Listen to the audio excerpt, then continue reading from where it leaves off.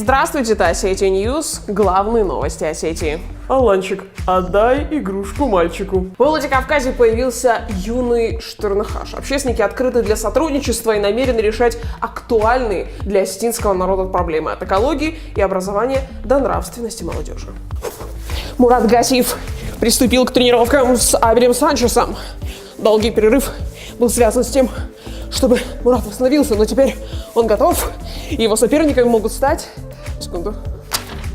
Адам Ковнацкий, Тревор Брайан и Мануэль Чаррера. Выехать за границу на майские праздники из-за долгов не смогут около 3 миллионов россиян. Это следует из статистики Федеральной службы судебных приставов. Самыми злостными неплательщиками обычно выступают клиенты банков, должники по алиментам, а также те, кто не заплатил налоги или штрафы ГИБДД. Даже в Грузию нельзя. Это все главные новости на сайте ossetia.news. Уи! Не разлетелись, да?